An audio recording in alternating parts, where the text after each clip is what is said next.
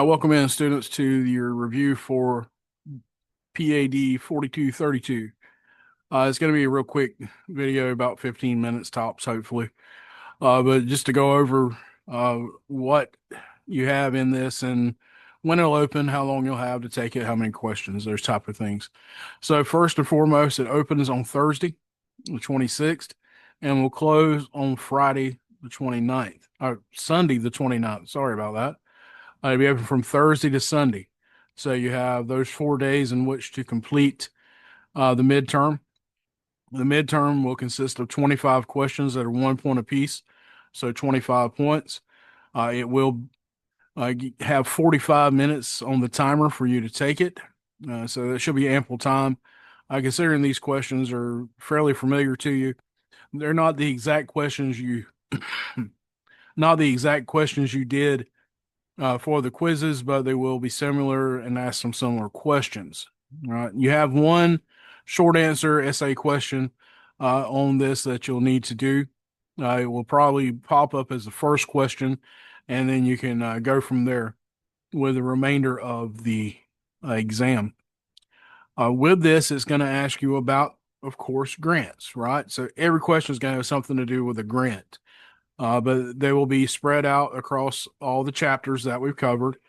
And there will be questions that will ask you about your different steps of submission.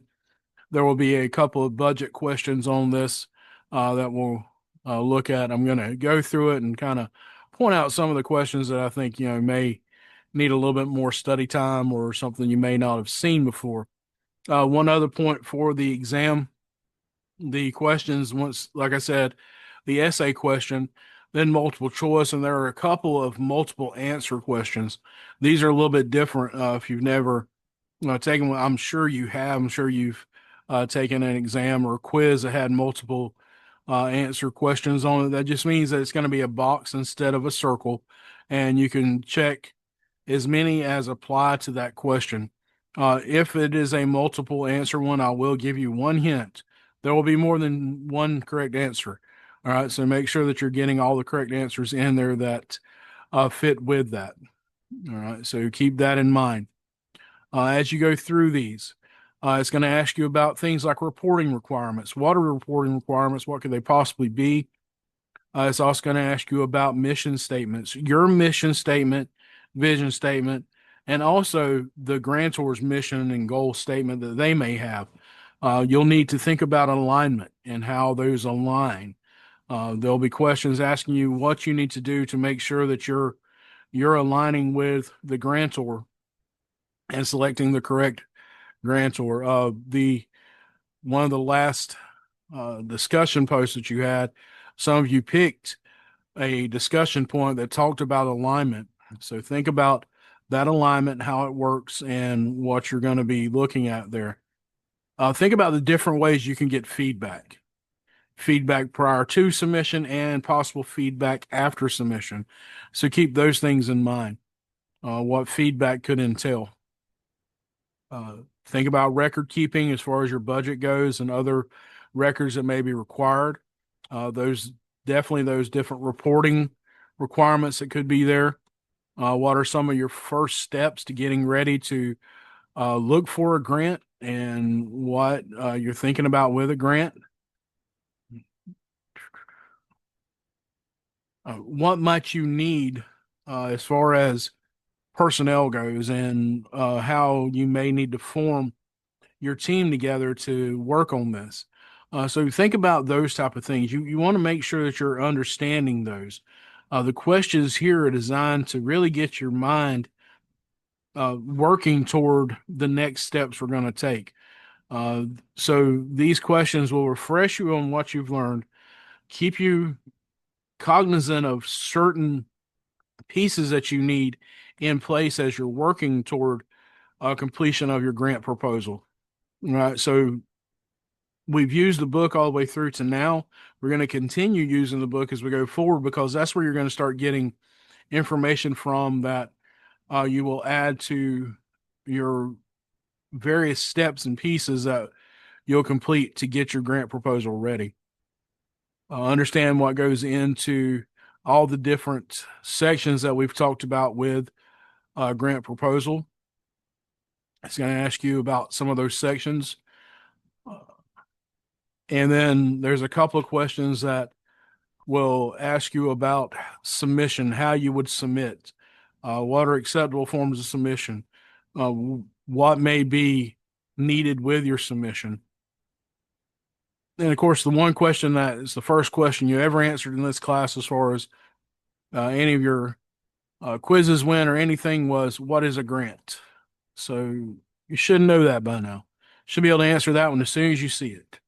All right, know what different types of distribution there could be in these different grants, and what the various forms of grants could be. Not every type of grant we talked about or is discussed in the book is on the exam, but there are several different types. It doesn't just deal with program and project grants. It talks about different types of grants that you could be looking at, things like research grants, challenge grants, matching grants, those type of things. So keep those in mind as you're working on this. Not a lot of difficulty with this. I do not think so, based upon how all of you have done on the questions you submitted and your answers. I don't think we had anyone who missed more than one on any one of those when they were submitted. So those have been fairly consistent, fairly good. If for some reason, and I'm trying to think how many it may apply to, but if for some reason you've missed some assignments, reach out to me so I can make sure we get those assignments open back up, and you can, get your grade up to where it needs to be as far as the class goes. Because once we leave this point and move forward, the weights increase on your assignments. The amount of work will increase. It hasn't been very work intensive going forward. I just wanted to lay groundwork with what we've done. And so keep that in mind as we move through this midterm and get ready for the next setup. With that next setup, I'll also be weekly doing not so much a lecture, but just discussing the what is needed for each week's assignment. So there are some of those are going to take a lot of detail. Others that it may be just a couple of things you need to pieces of information you need to give me. But we're going to move forward and start building that. So keep that in mind. This will get your mind fresh in that, in what we do. I will caution you, do not wait till the last minute to do this. Technical issues arise. Things may come up when you're waiting to the last minute. So try not to do that. And for the most part in this class, I haven't had a lot of assignments turned in, right at the last minute. Normally, most of the assignments are in prior to that point. So thank you for that.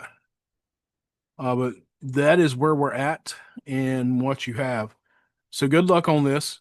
Like I said, not a real long video, not a lot really to discuss. You've seen all this before. You've got this. I can promise you've got this. You've all done so well on those quizzes. You have this. It's not going to be an issue. We'll just work on it. Make sure you get it done in time.